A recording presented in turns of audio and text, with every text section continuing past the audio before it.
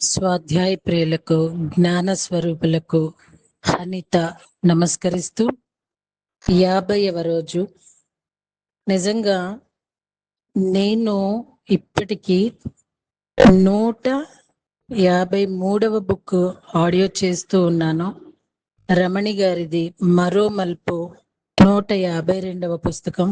నిజంగా నా ద్వారా జరిగిన ఈ ఆడియో బుక్స్ లో ఈ పుస్తకం మరో మలుపనే చెప్పాలండి. నేను చాలా సార్లు ఆడియోస్ చేస్తూ చాలా మోగపోయింది నా మనస్సు, నా బుద్ధి, నా హృదయము. నా మాట పెగలని సందర్భాలు, రమణి గారు ఎదుర్కొన్న సిచ్యువేషన్స్ నాకు అలా విజన్ రావటం నేను చదవలేకపోయా. కానీ అసలు నాకు మాటలు రావడం లేదండి. ఎలాగా తనని డిస్క్రైబ్ చేయాలో కూడా నాకు తెలియట్లేదు. నేను ఒక రైటర్ని చెప్పాలంటే, ఒక పోయిట్ని, బట్ మోగపోయిందనే చెప్పాలి నా గొంతు. ఎన్నో బుక్స్ చదివాము, చదువుతున్నాము, చదవబోతున్నాము. ప్రతి పుస్తకము మన దగ్గరకు వచ్చింది ఒక ఆణిముత్యమనే చెప్పాలి. మనందరం ఒక గ్రూప్ కాన్షియస్నెస్ కాబట్టి మనము అందుకోవలసిన పుస్తకాలే మనం ఇప్పటి వరకు అందుకుంటూ వచ్చాము. బుక్స్ అనేవి భూమికి పైన గ్రహాల నుండి దిగొస్తాయని మనం తెలుసుకున్నాము. అయినప్పటికీ ఇక్కడ మన మధ్యలో ఉన్న మన పిరమిడ్ మాస్టర్ తాను అసలు ఒక విషయం కాదండి, ఒక రకం కాదు, ఒక మనసుని అదుపు చేయాలంటే అది ఎంత స్టామినా ఉంటేనో తప్ప మనసుని ఎవ్వరూ అదుపు చెయ్యలేరు. మా ఎంతో గొప్ప వాళ్ళు అయిపోయారు అని అనుకుంటూ ఉంటాం. చాలా గొప్ప గొప్ప వాళ్ళు కూడా ఒక్కొక్క క్షణంలో మనసుకి బానిసలు అవుతారండి. కానీ రమణి గారు మనసుని జయించారు. It's not a simple thing. ఆ మనసుని జయించిన విధానాన్ని ఈ బుక్ ద్వారా అక్షరమాలగా తన బాధని మనందరికీ ఒక మేల్కొల్పు జరగాలన్న ఒక తపనతో తాను అది యాక్సెప్టెన్స్ తో ఒక అక్షరమాలగా పేర్చిన ఈ పుస్తకం నిజంగా మరుపురానిది, మరువలేనిది. తన ప్రయత్నము ఇది ఎంతో మందికి అందించాలి, అవేర్నెస్ తేవాలి. తాను ఎదుర్కొన్నది, సాధించింది పెద్ద కష్టమేం కాదు. భయంకరమైన వ్యాధిగా ఇప్పుడు చిత్రీకరిస్తున్నారు, కానీ దీన్ని కూడా మనం జయించవచ్చు మనస్సుని అదుపులో పెట్టుకొని అని తను ఎంత గొప్పగానో చెప్తూ వచ్చారు. ఇది పొగడటం అని మాత్రం అనుకోకండి దయచేసి. ఇది నా హృదయ లోపల నుండి వస్తున్న విషయాలు. యాక్చువల్లీ నేను ఎన్నో సందర్భాల్లో ఈ బుక్ లో నా తపనని వ్యక్తపరచాలనుకున్నా, కానీ మోగపోయిందనే చెప్పాలి. ఎందుకు మీరు ఇంత ఇది అవుతున్నారు అందరని అనిపించవచ్చు కొంతమందికి. ఎందుకంటేనండి, చెప్తాము మైక్ ఉంది కదా అని నేను ఎన్నో క్లాసుల్లో మాట్లాడాను. కానీ అండి, చెప్పింది ఆచరించటం, దట్టు పెయిన్ లో, ఇంకా తన స్టేజ్ ఎంత క్రిటికల్ గా ఉన్నప్పటికీ తను మనస్సుతో మాట్లాడుతూ, శరీరంతో మాట్లాడుతూ, ఆర్కేంజల్స్ ని ఆహ్వానించుకుంటూ, ఎక్కడ తను స్వస్థత పొందుతారో వెతుక్కుంటూ, ఇటు కుటుంబ సభ్యుల ఆదరణ, ప్రేమ. నిజంగా అండి, ఒకళ్ళు స్వస్థత పొందటానికి కుటుంబ సభ్యులు, దట్టు అమ్మ పాత్ర. అమ్మ కూడా తానేది అనుభవిస్తున్నారో తను అదే అనుభవిస్తున్నారు. నిజంగా వీళ్ళిద్దరు కారణ జన్మలు కాకపోతే ఒకేసారి ఒకే వ్యాధితో పోరాడి ఆ పోరాటంలో గెలవటం అంటే ఇది సామాన్యమైన విషయం కాదండి. ఎంతెంతో మంది ఈ బుక్ ఆడియోస్ వింటూ, ఈ బుక్ చదువుతూ అన్మయులు ఇవ్వటానికి కారణం ఇక్కడ ఈ ఆత్మలు జీవించి జీవనాన్ని మనందరికీ కళ్ళకు కట్టినట్టు వాళ్ళ అక్షర రూపంగా తెలియచేయటమే. నిజంగా ఆ తల్లి తాను అనుభవిస్తూ, ఎవరైనానండి, తల్లి అనే పాత్ర చాలా అపురూపమైనది.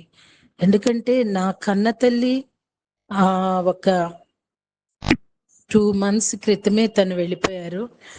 అదే టైంలో రమణి గారి బుక్కులో తల్లి గురించి చదువుతున్నప్పుడు నాలో కలుగుతున్న భావనలు వర్ణనాతీతం. ఒక తల్లికి మించిన ఒక ప్రేమమూర్తి భూమి మీద ఇంకెవ్వరూ ఉండరండి. చివరికి సృష్టి కూడా ఉండకపోవచ్చునేమో. అలాంటి తల్లి తన బిడ్డ తన ముందు, తనలో కూడా అది ఉండి పోరాడటం చూస్తూ, అందరూ ధైర్యం నటిస్తూ తనని ధైర్యంగా ఉన్నారు అని ఏమారుస్తూ, అలానే తను కూడా ధైర్యంగా ఉన్నాను అంటూ వీళ్ళ ఒకళ్ళకొకళ్ళు ఆ ప్రేమ ఆప్యాయతలతో ఆ మింగిలవటం ఉంది చూడండి. ఇది నేర్చుకోవాలి. ఇప్పుడు రూపాయి కోసం బజార్ ఎక్కేస్తున్నారు.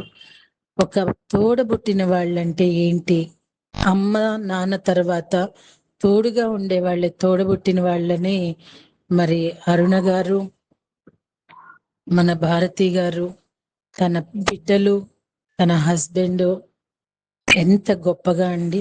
ఈవెన్ ఫ్రెండ్స్, ఆమెలో ఉన్న మంచితనం ఎంతో మందిని లాక్కొచ్చింది. ఏది ఏమైనప్పటికీనండి, ఒక వ్యాధిని బాధలో ఉండి కూడా తను కాంతితో అక్కడ హీల్ చేసుకుంటూ, మాస్టర్స్ ని ఇన్వైట్ చేసుకుంటూ, అలా తనని తాను జయించి తను ఆచార్యురాలయ్యారు. చెప్పాలంటే ఆచార్య రమణి గారు అని చెప్పాలండి. తన ఆచార్యులు రమణి గారని నేను ఎప్పుడూ మర్చిపోయే పేరు. తను అంటే నాకు ఆచార్యులని గుర్తొస్తుంది. ఆచరించటం అనేది సామాన్యమైన విషయం కాదు మాస్టర్స్. ఈవెన్ గురువులు కూడా ఒక్కొక్క సందర్భంలో ఆచరించలేరండి. కానీ ఆచరణ యొక్క గొప్పతనాన్ని తాను చాటి చెప్పారు. ఇది నిజంగా ప్రతి ఒక్కళ్ళం అండి ఇక్కడ నేర్చుకోవాల్సింది ఏంటంటే, ఆచరించాలి. కాలర్ ఎగరేయటం కాదు మాస్టర్స్. ఎక్కడ ఎవ్వరం గొప్ప అనేది లేదు. దీని ముందు ప్రతి ఒక గొప్ప అని ఫీల్ అయ్యే వాళ్ళందరూ తలవంచాల్సిందే. To be sincere. నిజంగా తన ఆచార్యురాలు పత్రిజీ ఉంటే కనుక తనకి ఈ బిరుదిచ్చి సత్కరించి తన కాళ్ళ దగ్గర కూర్చునే వాళ్ళండి. ఆయన అదే చేశారు. ఎంతో మంది స్త్రీమూర్తులకి అలానే సన్మానం చేసి వాళ్ళ పాదాల దగ్గర కూర్చున్న మహామహులు, యూనివర్సల్ మాస్టర్స్ పితామహ బ్రహ్మర్షి పత్రిజీ, వారు చెప్పిన శ్వాస మీద ధ్యాసతో ఏదైనా సాధించవచ్చు అని నిరూపించినారు ఈ ఆచార్యురాలు. నిజం చెప్పాలంటే మాస్టర్స్, ఎంత మాట్లాడినా తక్కువే, ఎంత చెప్పినా తక్కువే. నేను ఇంతగా స్పందించాను అంటే నేనే మోగపోయానండి. నేను ఇంకేం చెప్పలేకపోతున్నా కూడా.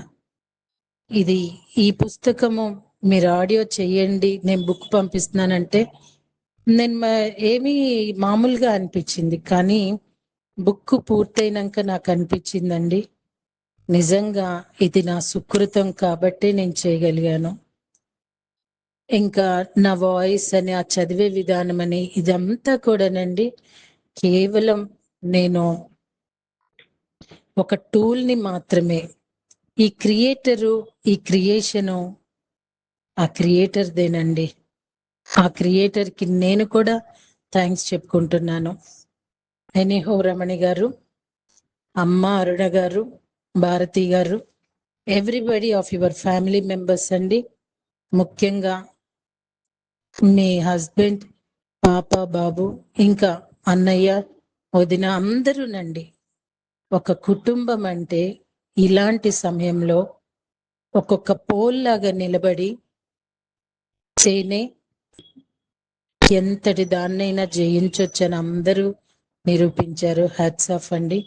నాకు ఇంత మంచి అవకాశం ఇచ్చిన రమణి గారికి, కనిపిస్తూ కనపడని ప్రతి ఒక్కరికి, అలానే నా ద్వారా వచ్చే ఆడియోస్ అన్ని గూగుల్ డ్రైవ్ చేస్తూ ప్రపంచ దేశాలకు అందేలా చేస్తున్న సోదరులు చెన్నై నందకిషోర్ గారికి ప్రత్యేకమైన కృతజ్ఞతలు నేను చెప్పుకుంటున్నాను. థ్యాంక్ యూ అండి. Thank you very much.